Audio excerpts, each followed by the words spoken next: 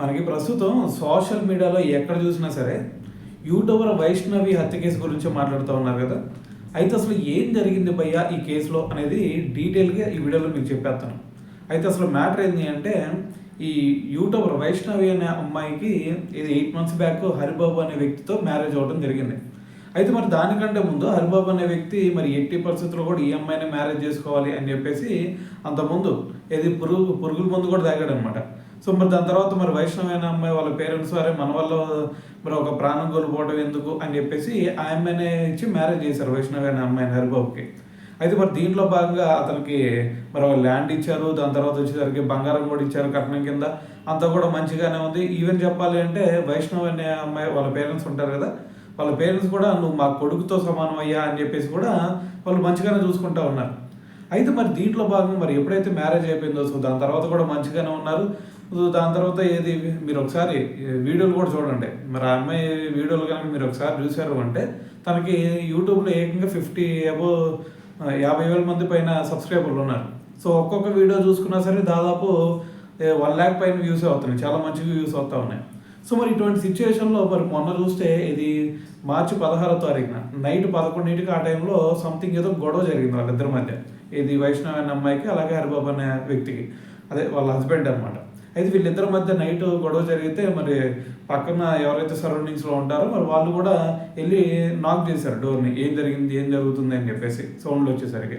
అయితే అప్పుడు ఎవరు కూడా తీయలేదన్నమాట. సో దాని తర్వాత ఇది మార్నింగ్ అంటే 17వ తారీఖు మార్నింగ్ 4 o'clock వచ్చేసరికి ఈ హరిబాబు అనే వ్యక్తి మరి ఆ అమ్మాయిని మర్డర్ చేయడం జరిగింది. అంటే కత్తితో పొడి చేశాడు అనమాట.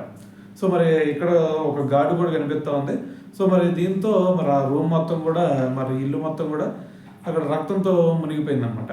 సో మరి ఇటువంటి సిచ్యువేషన్ మరి అతను ఏం చేశాడు, తనని మర్డర్ చేసిన తర్వాత మరి పారిపోయిన తర్వాత మరి ఎవరు చెప్పారో ఏందో.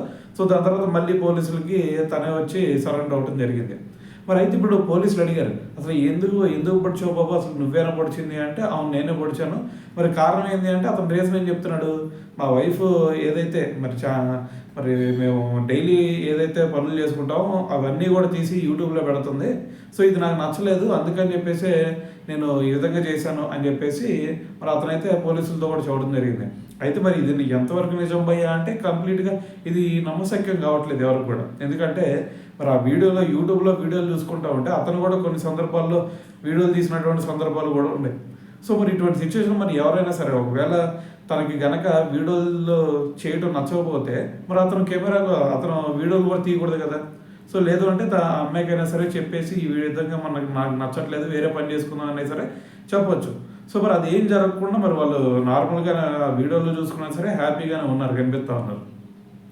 అయితే మరి దీని వెనకమాల ఉన్నటువంటి రీజన్ ఏంది అనేది ఇటువైపు వైష్ణవి అనే అమ్మాయి వాళ్ళ పేరెంట్స్ వాళ్ళు ఉంటారు కదా. సో వాళ్ళందరూ ఏం చెప్తున్నారు అంటే రీజన్ అది కాదు, అతనికి మరి వేరే అఫైర్స్ ఉన్నాయి బయట ఒక ఇద్దరితో. సో మరి అందుకని చెప్పేసి వాళ్ళ కోసం అని చెప్పేసి ఇప్పుడు ఈ అమ్మాయిని చంపేశాడు. మరి ఈ అమ్మాయికి, ఇది వైష్ణవైన అమ్మాయికి అఫైర్స్ గురించి తెలిసింది. సో దాని గురించి గట్టిగా అడిగేసరికి అతను గొడవ పెట్టుకొని ఈ విధంగా కత్తితో పొడి చేశాడు అని చెప్పేసి మరి వీళ్ళ పేరెంట్స్ సైడ్ అయితే చెప్తా ఉన్నారనమాట. సో ఏదైనా సరే మరి ప్రస్తుతం చూసుకుంటే మరి అతను మరి ఇప్పుడైనా సరే మరి నిజం ఏంటి అనేది ఒప్పుకుంటాడో లేదనేది చూడాలి. సో అది పక్కన పెట్టేస్తే మరి ప్రస్తుతం వైష్ణవి అనే అమ్మాయికి ఏజ్ ఎంత అంటే కేవలం 19 years మాత్రమే. మరి ఇంత చిన్న వయసులోనే ఏజ్ చేసి మ్యారేజ్ చేశారు. సో మరి గవర్నమెంట్ ఇచ్చింది 18 years కాబట్టి అది పక్కన పెట్టేస్తే మరి 19 yearsలో మరి తనకి మ్యారేజ్ అయిపోయింది. ఇప్పుడు ప్రస్తుతం 19 years అనమాట. సో మరి ఇటువంటి సిచ్యువేషన్ మరి ఆ అమ్మాయికి ఇంకా చాలా లైఫ్ ఉంది. సో మరి అతనైనా సరే హరిబాబు అనే వ్యక్తి అయినా సరే మరి ఒకవేళ ఏది వీడియోస్ నచ్చకపోతే మరి తను ఆపకపోతే మరి డైవర్స్ ఇచ్చైనా సరే వేరే అమ్మాయిని అయినా చేసుకోవాలి.